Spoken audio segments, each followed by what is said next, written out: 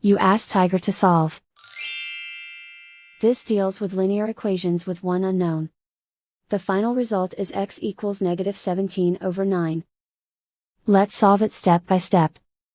Group all x terms on the left side of the equation. Add 6x to both sides. Group like terms. Simplify the arithmetic. Group like terms. Simplify the arithmetic. Group all constants on the right side of the equation. Subtract 22 from both sides.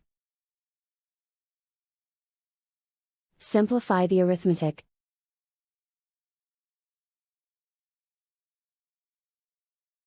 Isolate the x. Divide both sides by 9. Simplify the fraction. And so the final result is x equals -17/9.